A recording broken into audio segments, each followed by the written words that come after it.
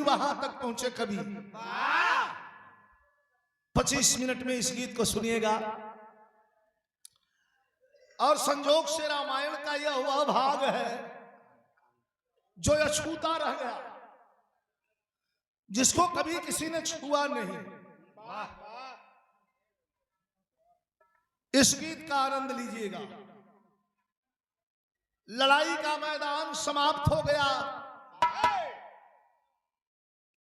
लंका पर विजय श्री हासिल हो गई। नल नील जामवंत अंगद हनुमान सबको बुला करके और बंदरी सेना बैठ गई एक शिला पर। शिला मतलब शिलापट पर, एक पत्थर पर। भगवान राम बैठ गए, जानकी जी बैठ गई, लक्ष्मण जी खड़े हैं बगल में और हाथ जोड़ करके यही लोगों से कह रहे हैं कि आप लोगों ने हमारी बहुत मदद किया। कहते कहते तीनों लोग के मालिक के आंखों में आंसू चलने लगे। मैं कैसे वर्णन करूं, इस जंगल में लाचार अकेला भटक रहा था। हे खगमृग हे मधुकर श्रेणी, तुम देखे सीता मृग नहीं। ऐसी हालत में हनुमान जी नल नील जामवंत अंगद जैसे लोगों ने मोर्चा संभाला और लंकापति रावण जो तीनों लोक पर विजय श्री हासिल करने वाला था और किया था, शनि महाराज के लपेट के बांध दिया रहा वही लंका का तकला है। और तो फिर उस लंकापति रावण से लड़ाई करने के लिए भालू बंदर की सेना लेके चढ़ा और आप लोगों ने मेरी मदद किया और मैं विजय श्री पाया, अपनी इज्जत को वापस लौटा लिया। अब हे मित्रों, आप लोगों को छुट्टी देता हूं, अपने अपने घर को जाइए। सब टुकुर टुकुर ताकत आए भैया। एक बात बताई, बाहर प्रयागराज मेहमान नवाजी का मतलब, मेहमान के आवे का खातिरदारी का मतलब काबा। मेहमान के आवे, मेहमान के आईने में जितना खुशी होए ओका विदा करा लगा तो उतना दुखी हो जा। तब तो मेहमान नवाजी आजकल टाइम टू टाइम 4 आदमी आ गए ना द्वारे, तो आदमी को देख के देहा सुन जाइए काम धंधा बात तो भैया खत्म हो रही है हमारी सभ्यता, लेकिन हम ले चल रहे हैं। छा गया था प्रलय उस महाजंग में, याद दिलाता हूं, छा गया था प्रलय उस महाजंग में, बच गया था समर भूमि में युद्ध डंका। विरहा का लेखक जो कभी फिल्मों में भी लिखते हैं, इथे सुनला आप लोग राकेश गुण राजा जान मारल मलिया में हंस के। एक रहे दिलवा ले गई ना राजा बोतल में भर के, ना पता ससुर आटल कैसे उनमें। कल्पना है कवि, बड़े भाई प्यारेलाल कवि जी की लिखी हुई गीत है। उठाए बलम जी तनी ढिबरी जलावा, हमारे चलिया में ना पता कनका घुस गाबा। इनकी लिखी हुई है विरहा। छा गया था प्रलय उस महाजंग में, बच गया था समर भूमि में युद्ध डंका। हो गया धाराशाही जब लंकेश धर, खाक में मिल गई उसकी सोने की लंका। देखती है मंदोदर नगर घूमकर, देखती है मंदोदर नगर घूमकर, मर गए हैं यहाँ कोटनो वीर बंका। लाश ही लाश दर दर दिखाने लगी, दर्द दिल में जलाने लगी एक शंका। रानी मंदोदर, आप लोग कल्पना करें, कलाकार वाकई कोई बहुत बड़ा नहीं होता, फिनिशिंग जरूर होती है, सफाई भैया भैया आस्ते आस्ते देखा, मन करत हो जाएगा तो चल जा, तकलीफ मत दा। हाँ फिनिशिंग जरूर होती है, लेकिन कलाकारों के असली मुकद्दर के मालिक आप हैं। आप लोग बढ़िया सुन लेते हैं, बढ़िया हो जाता है, बढ़िया नहीं सुनेंगे तो मोहम्मद रफी चाहे दुनिया का तानसेन बैजू मौरा के खड़ा हो जाए, आप नहीं बढ़िया सुनेंगे तो सब कौड़ी का तीर। सबसे बड़ा फोकस आप पर होता है, कितना बढ़िया। प्रयागराज में तो ऐसी शिकायतें नहीं है कि नहीं सुने, बहुत बढ़िया सुनते हैं। देखती है मंदोदर नगर घूमकर युद्ध भूमि में, एक तरफ राम भगवान की मीटिंग पंचायत चल रही है कि आप लोगों को हम विदा कर रहे हैं, आप लोगों ने बहुत लड़ा, हमारी इज्जत वापस कर दिया आप लोगों ने। और दूसरे तरफ रानी मंदोदर युद्ध भूमि में, समर भूमि में घूम करके अपने लोगों को 1 लाख पूत 1.25 लाख नाती तहरावण घर दिया न बाती। माई घूम घूम रोवत नहीं बहुरहिया बन बन के, अपने लड़का कल जब लाश देख ले तो कहे लगे कि अरे बाप रे करेजा कैसे मनाई। तर्ज लग गई, हालांकि पुरानी फिल्म के तर्ज कैसे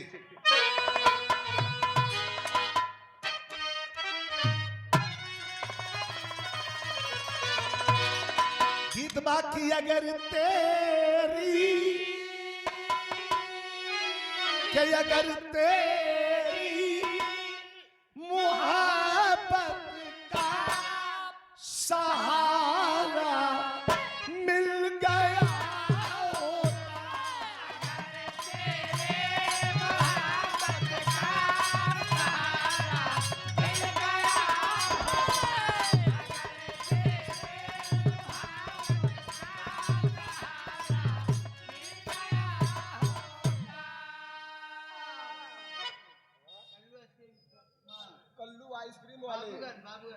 कल्लू भैया आइसक्रीम वाले बाबूगंज। अच्छा ये आइसक्रीम भी है, अच्छा टेस्ट हुई बैठक का, धन्यवाद। अगर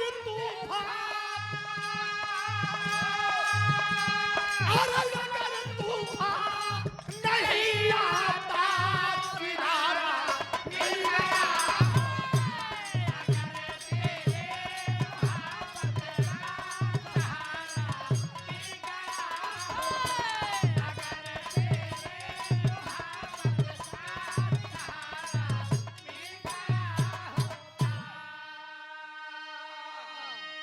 रानी मंदोदर युद्ध भूमि में लड़ाई के मैदान में घूम रही है, तब तक श्रीमन नारायण नारायण करते नारद जी उतर गए।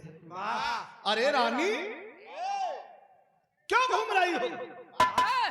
कहते हैं, क्या कहते हैं नारद जी कि कहे नारद अरे मंदोदर से नगर में दर्द है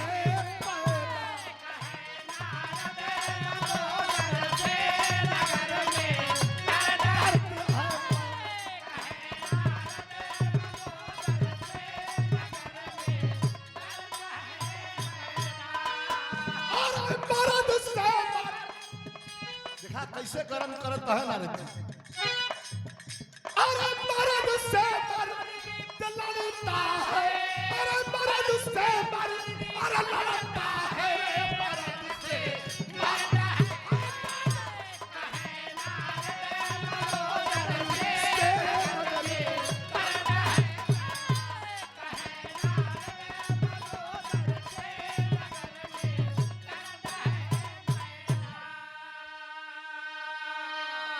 मंदोदर खड़ी हो गई। अरे महाराज नारद जी आप का कहते हैं? कहा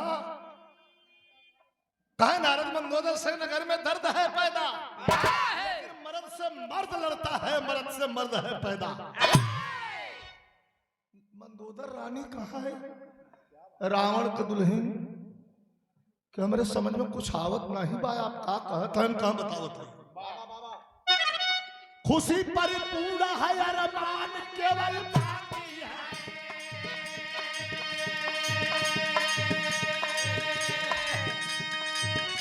इशारा कर रहे हैं हमें दुख है। क्या दुख है? हुई लंका विनाश दिल बड़ा शर्मिंदा है।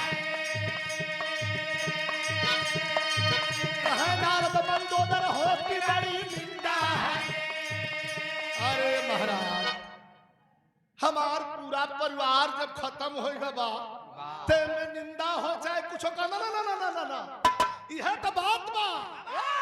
तुम सोचते हो कि पूरे लोग मर गए मगर मिट्टी मिट्टी नहीं है अभी लंका की। छिपी है जिंदगी 14 वर्ष लंका की।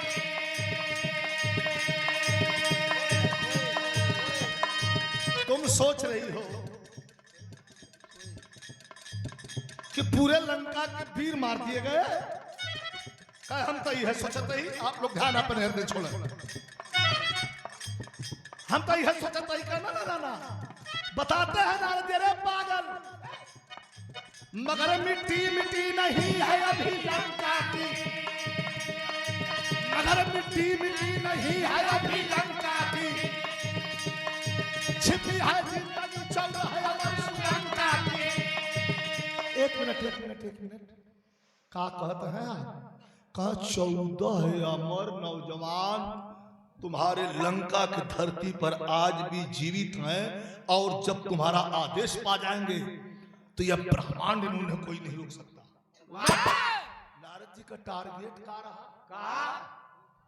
कि ससुर कुल तो मर गए ये 14 से सारे बच गए हैं इन्हन के भी मुआवल जरूरी बा। नारद जी का तो टारगेट रहा। वो 14 थे के अमर अमर वो कहाँ है? रानी मंदोदर पूछ रही है कि हाँ कहाँ? सोए धरती में बता रहे हैं। सोए धरती में अभी फूल खिले बरसाए हैं। केवल आदेश ही तेरा अभी पाए हैं। केवल आदेश ही तेरा अभी पाए हैं। जगा दो जल्द युद्ध के लिए पैगाम करो। जगा दो जल्द युद्ध के लिए पैगाम करो। मिटा खानदान तो उसके लिए काम करो।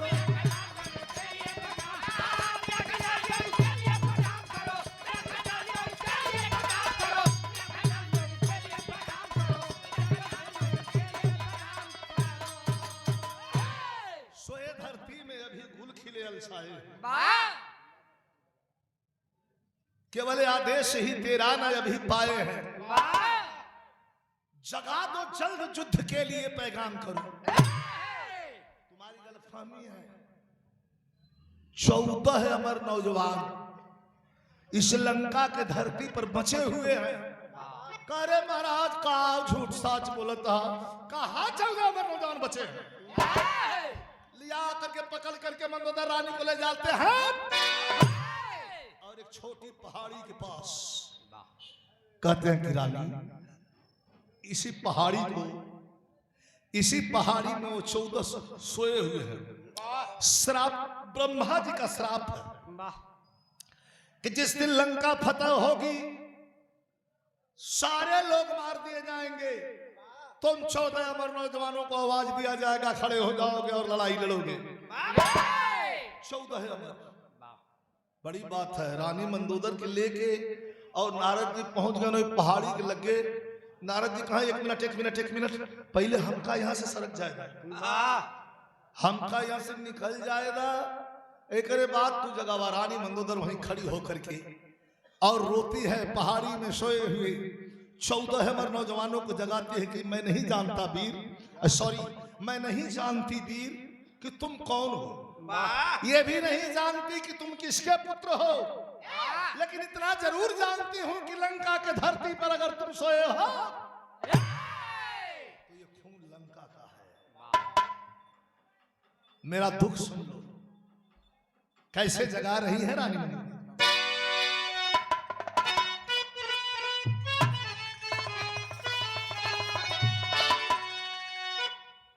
बड़ी सुंदर गीत कल्पना पटवारी के गावल गीत बात सुपर डुपर हिट रहल कैसे। सुहाग रात के रात में कोनो दुल्हन अपने दुल्हा से कहे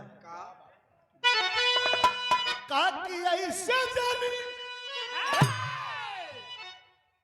चाहे छूछा जानी आरा घूंघटा उठाई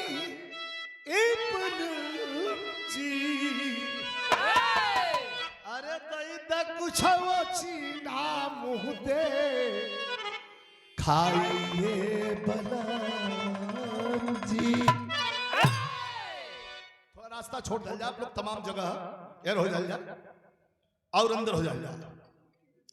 14 अमर नौजवान को वो आगे दिखाया हाँ ताकत हो यार घूम जाए तो आदमी गिल्ले ले बात तुरंत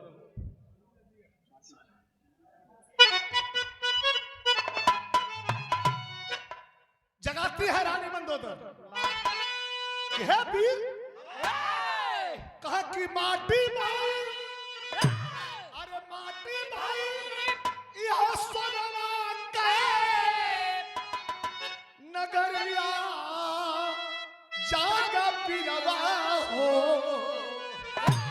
अरे हाथ में उठाया ताला वरिया जागा पिरवा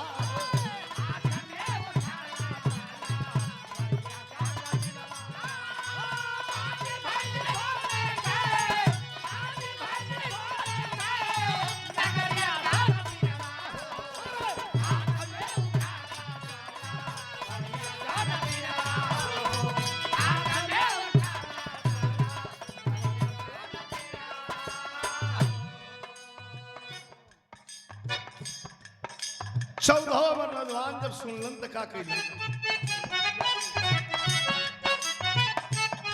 फाड़ के धरती खड़े हो गए। 14 प्रणाम करते हैं माँ क्यों रो रही है आप हम लोग के रहते रो रही है दिखावत है रो रही है मंदोदर क्या कहली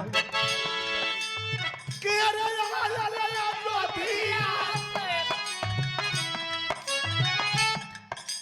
कहा कि जोधिया से छोटा का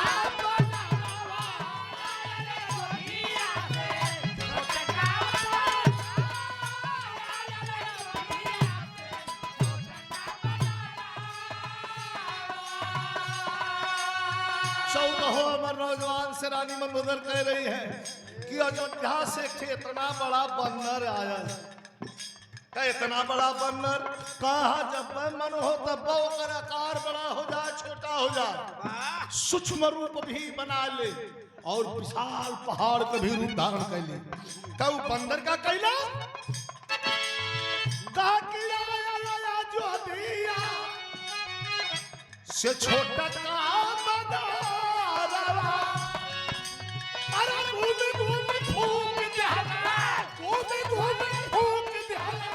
सोनवा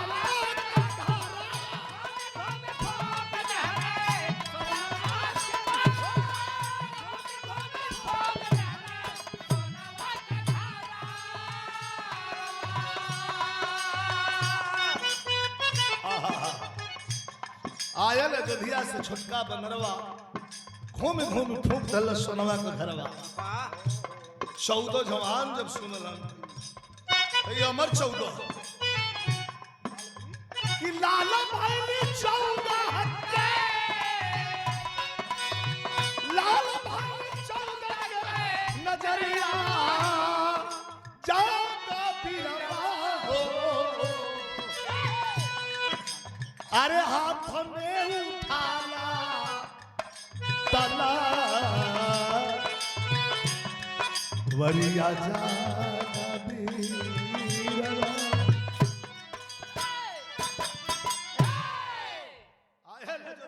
छोटका बंदरवा घूम घूम के फूक दिया सोनवा का घरवा। 14 अमर नौजवान कहते हैं माँ रुको इस आंसू को पोंछ लो माँ तेरे एक एक आंसू का बदला हम 14 अमर नौजवान लेंगे।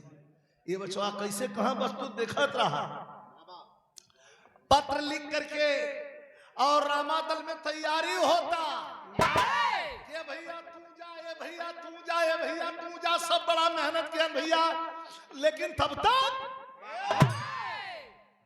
एक अमर 14 अमर में से एक मिला, पत्र लेके आया के रामादल में थमा दो।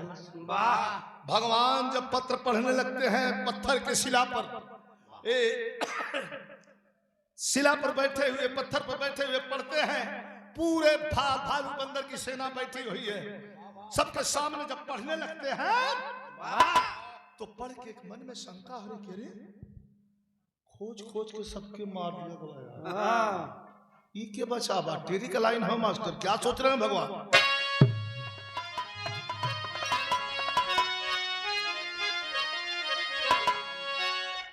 कहा लंका में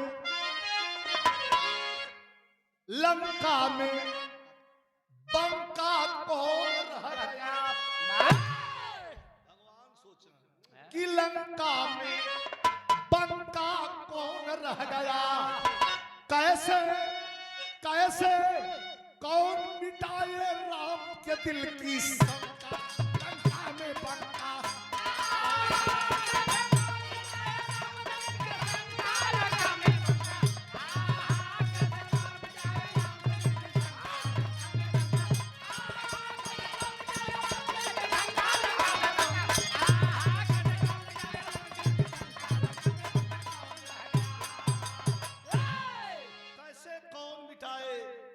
राम के दिल की शंका, लंका में बंका कौन रह गया। कहीं हामिन है भाई माइक वाले, किस माइक में हामिन है देखो, ये सबका ध्यान अपने से दिया करो यार।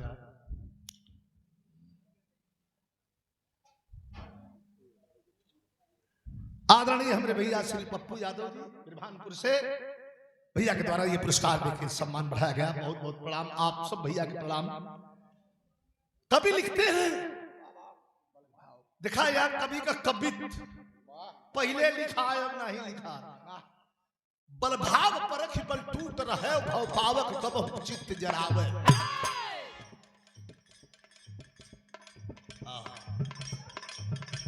बल भाव परख बल टूट रहा भय पावक तब चित्त जरावे। को हाथ में जे दिल छाड़ दियो, को बातन मां डरवा, को संग में लीन सुमंग रह, को दंत तले तर्जनी दबावे। है राम जुटा दल पूछ रहे है, को अमर तो हाथ उठाओ। सबको बुला लेते हैं और भगवान कहते हैं भाई आप सबके हम छोड़े के तैयार रहे, लेकिन अब न छोड़ो। लड़ाई अब है बची बात, भालू बंदर बचा बची बात, कैसा लड़ाई कहाँ बची बात। भगवान कह रहे हैं कोई अमर हो अगर तो वही लड़ सकता है, क्योंकि 14 अमर नौजवानों का पत्र आया है कोई अमर तो हाथ उठा दे भाई। पूरा लोग बैठे हैं, नलिल जामवंत अंगद से लेकर के हनुमान जी भी तमाम लोग बैठे हैं। यहाँ तर्ज लग गई, जय जिला में तय किस्म कई गीत गवाले, हालांकि पारंपरिक गीत माता बहन उनके गीत बा। कहा कि ननद फूल के नवा, भला ननद फूल के नवा के बारी हाई।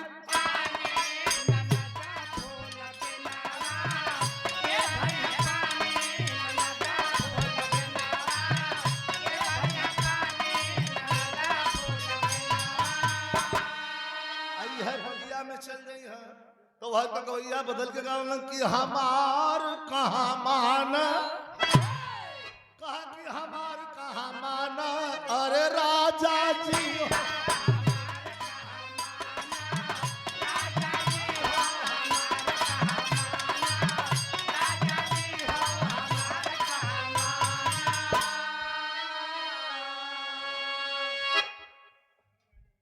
लेकिन विरह का भाव कितना बढ़िया था। भगवान पूछ रहे हैं कि कोई अमर है तो हाथ उठा दे भाई, 14 अमर जवानों से लड़ना है। सबको सब देख रहे हैं, लेकिन कभी कहाँ का अरे कहा न रघुराई, भगवान बैठे हैं कहा कि पूछा न रघुराई। कोई अमर हो तो बता दे। हाँ कोई अमर, सब केहू अपन मुड़ी नीचे गिरले बा। दूठे बंदर लेके हनुमान जी दूर बैठा रहे। बनरवा कहे कि अरे आप अमर हुआ हनुमान जी कहा हमके नहीं खियाल बा, उनके खियाल धरावे के समुद्र डाके करहल तो जामवंत जी कहा रे यार हनुमान हमके भरोसा तू डाके बा, बस एक कप चपले ऊपर उतर गया ऊपर। लेकिन पूछल कि कहल रघुराई, अब छुट्टी ना बात कहल रघुराई। अरे छिड़ी लड़ैया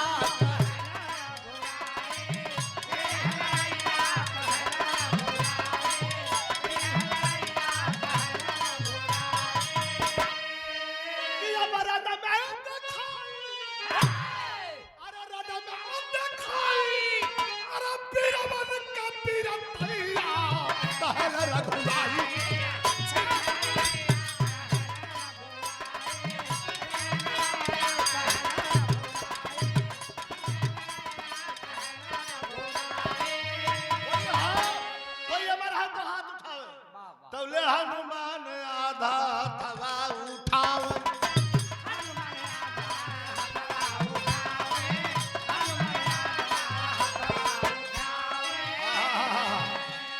अरे तौले हनुमान आधा हथवा उठावे। अरे हसत भगवान उनके लगवई बोला।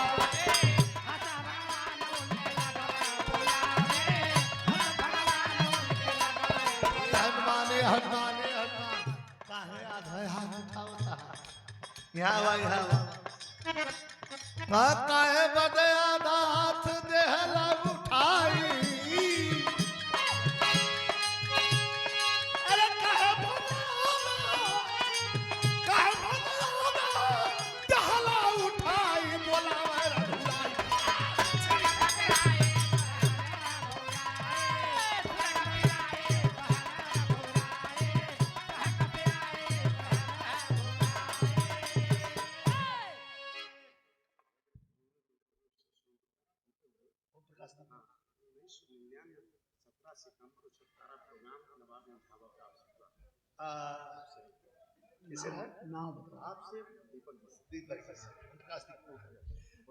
स्वर्गीय हमारे ओम प्रकाश दीपक जी हैदर भाई के, स्वर्गीय हैदर भाई के परम शिष्य हमारे साथ कार्यक्रम भी हुआ है, भैया ख्याल धरा रहे हैं। ठीक 17 सितंबर 1999। अरे मतलब ख्याल धराओ तो हम ढेर दिन का यार। ये देखा एक शब्द बहुत बहुत धन्यवाद, नमस्कार प्रणाम। यही से हम बताई ला भैया याद धरा जे 17 सितंबर 1999 27 वर्ष पहले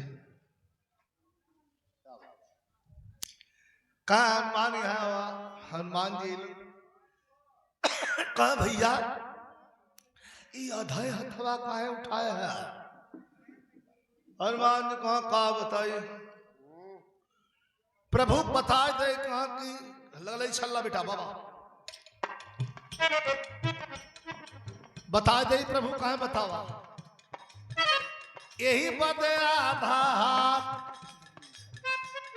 अरे देहली उठाई। काहे बदे काहे उठौला का आधा आशीर्वाद गईली जननी का।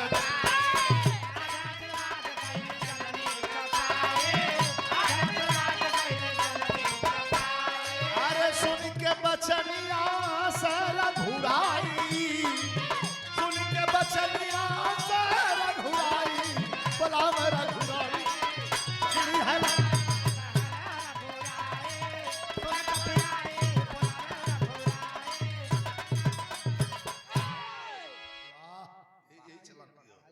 यही चला पहले मतीन जौन हो तो एक ठसूर धरा जा नरमती 3 घंटा टेरी कहलन तभी टूटा। हाँ, ये चला जब जैसन तब तैसन न बुझत अमरत। अरे वाह छठ मारा पट आवा लड़वैया खाड़े में उतरब बांध के लंगोटा तब अंदाजा न छठ ने पटक के खाली हो। कहता आधा आशीर्वाद माता जी का मिला बा पिताजी का मिले नहीं बा। भगवान हसल में कहना का बकत हुआ कहां काहे। जब अशोक वाटिका में माता का खबर ले हुए आपका मुद्रिका निशानी धीरे धीरे भैया भैया धीरे आस्ते आस्ते बतियाओ धीरे ध्यान आवाज में आपका मुद्रिका निशानी लेके हम गए रहे लंका में अशोक वाटिका में तो हम बड़ी कस के भूख लगी रही। हम कहे माता जी बड़ी कस के भूख लगी बा कहां के रोका वाला बा तमाम कंदमूल फल से लदा बा पूरा वृक्ष जाके खा वाह कहे अरे बड़ा मोटा मोटा कुल राक्षस लौकत हुमन माई अरे जाओ तू अमर हुआ तोहे कैसे दई माता जी बताए देन की अमर हई आप तो कभी बताओगे नहीं। वाह भगवान हंसा लगना सुन बात कपी की रघुराई अब यह पिराया से वीर रचना शुरू हो गई। सुन बात कपी की रघुराई विपदा में तनिक ना देर किए कर कृपा कपी के मस्तक पर है परमेश्वर कर फेर दिए भर अंग अंग में उमंगमय भर अंग अंग में उमंगमय बजरंग कहा गम छोड़ूंगा से मार मार 14 का फाटक तोड़ूंगा। सुनने में आया है कि महाभारत की लड़ाई के मैदान में वीर अभिमन्यु के लिए 7 फाटक तैयार था। वाह लेकिन आए बिरहा सुनने वाले साथियों लंका के लड़ाई में हनुमान जी के लिए पवन पुत्र हनुमान जी के लिए 14 फाटक 14 नौजवानों ने तैयार कर रखा है। एक फाटक को तोड़ के दूसरे फाटक पर पहुंच सकते हो तो भर अंग अंग में उमंग मैं बजरंग कहे गम छोड़ूंगा लड़गदा यदा से मार मार 14 का फाटक तोड़ूंगा। हो गई पीहू की रचना तब हो गई पीहू की रचना तब सब महारथी तैयार हुए समय सूत्र में पवन पुत्र गंगानाथ चले अंगार हुए हाथ में गदा लेकर के और भगवान के चरण में साष्टांग प्रणाम करके जय श्री राम का उद्घोष करके और वहीं से उड़े। अब देखिए पूरी लंका की लड़ाई समाप्त के बाद अब दोबारा एक पत्र पर चलते हैं। जब लेके पहुंचे हो तो वीरस का लाइन मास्टर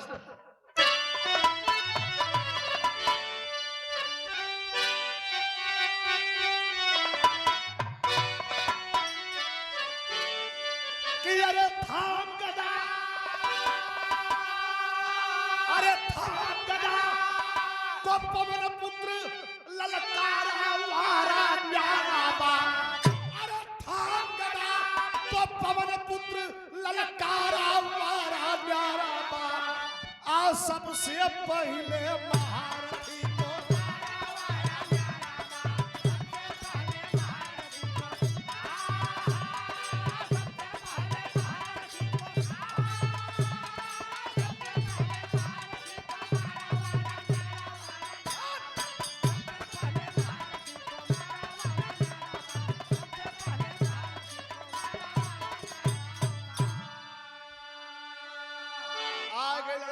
हनुमान जी बिरहा 3 मिनट और जरा गौर सुनिएगा कि तोड़ा पहला फाटक दूसरा तीसरा को मर्दाना हो तोड़ दिया 10 फाटक सबका अब बदल गया पैमाना हो।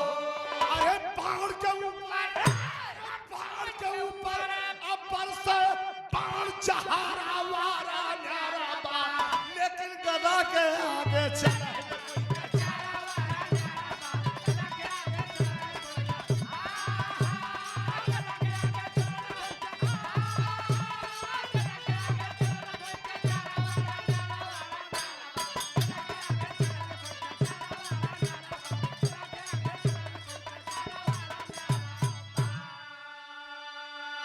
पहला फाटक दूसरा तीसरा को मर्दाना हो, तोड़ दिया 10 फाटक सबका बदल गया पैमाना हो।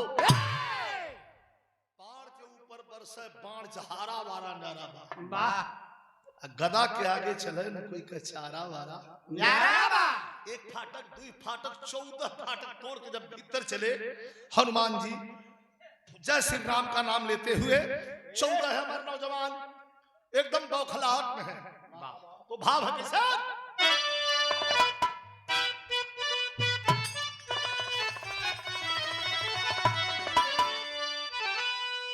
वहां का भाव है कि अब जैसा अरे जैसा सवन में चमकैली बिजुलिया,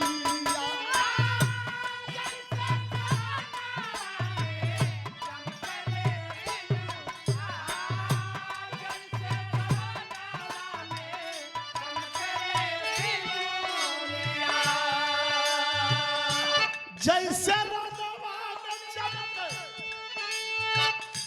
जैसे रनवा में चमके अरे ढाल तलवा, अपनिया में चमके जैसे मोती जसरतनवा, वैसे रनवा में चमके अंजनी कुमार, तेरा बिहू चूर बजरंगी कही दे, अरे कैला महारथी सब तन मन तौले 14 सहस्त्र मृत्यु बाण सब चलावला, राम राम कही के कपी कैला समा, तब से पवन देव लेके अइला पगथिया, अंजनी का दूध बेटवा कैला। एक अमर नौजवान अपने धनुष पर रख करके 1 सहस्त्र मृत्यु बाण का प्रयोग किया। 14 सहस्त्र मृत्यु बाण के चपेट में जब हनुमान जी आए तो आकाश मार्ग में चली गए। अर्धमूर्छित हालत में है, गिरना चाहते हैं, धरती पर आ रहे हैं, लेकिन मन में जबान नहीं खुल रही है, लेकिन मन में जय श्री राम का नाम है। तब से पवन देव लेके आई मैं अपन रथिया आया करके हनुमान जी को रथ पर रोक लिए, आकाश मार्ग में पानी का छींटा दिए, अमृत पान करवाए, होश में इलन हनुमान जी प्रणाम किए। तब से पवन देव लेके इन्होंने अपन रथिया कहा अंजनी का दूध बेटा कैला बेकार। हनुमान जी उठ के खड़े हो गए, कहते हैं ये कैसे कह रहे हैं? क्या इसलिए कह रहा है कि भगवान शिव के 11वां रुद्र रूप हो तुम, शिव का अंश है, और जो आज दोबारा लंका के लड़ाई पर चढ़ करके और 14 अमर नौजवानों के मारने के लिए आए हुए, इसके लिए मैं कुछ कहना चाहूंगा। कहा कुछ भी कह लीजिए, लेकिन मैं परेशान हूं पिताजी, जितना मारत है इशारे उतना उठ खड़ा हो जाता हूं। करे कुल हमारा हुआ ना मार उ केतनो मरबा उ ये नहीं उठ खड़े रही, लेकिन कैसे कहते हैं और ऊपर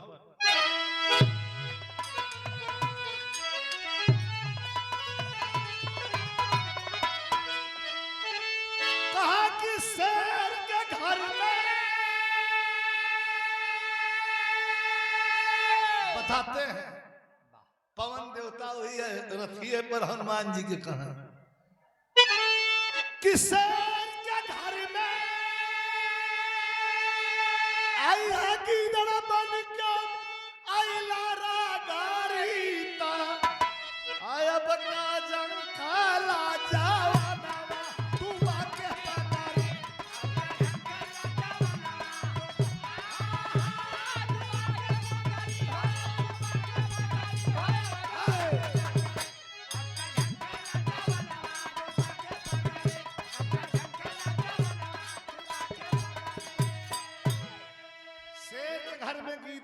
के इला रगरी वाह का महाराज नहन का उपाय करा ई मुई है कैसे कह जा नीचे अंतिम अंतिम लाइन है सुनिएगा जा युद्ध भूमि में जाओ हनुमान और मारो मत ये साले मारने से नहीं मरेंगे कहा कैसे मरी हैं कहा मरबे न करी कहा उठावा धरती से आसमान में फेंका हम ऊपर से ऊपर इन्हन के पार्सल कह दी अरे महाराज गजब कहा है गजब पवन देव हनुमान जी अभी नीचे से ऊपर एक एक करके फेंका लगा और ऊपर से पवन देवता तैयार पवन देव 14 अमरों को अंबर बीच लुकाए अरे अभी घूमते अक्कल युग में बीजा हम पौराण बताए तब पौलन बिजाई का खाद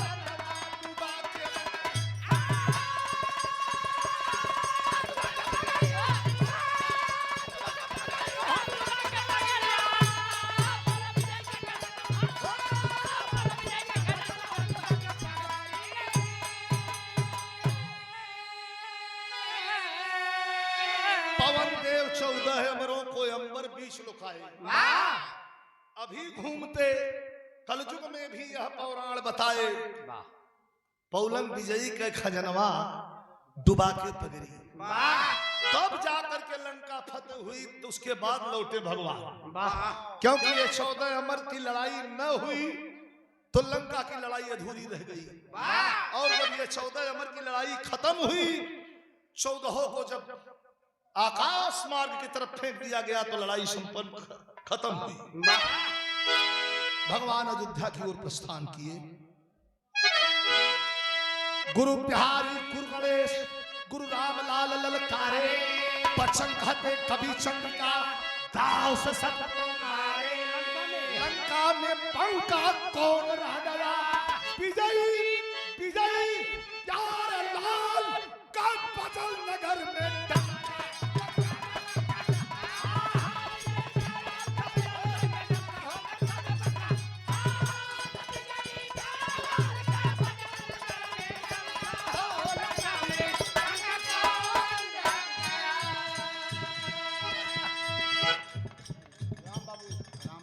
राम बाबू राम बड़ा दिन के बाद मिले थे राम बाबू बड़े पुराने मित्र हैं सुबह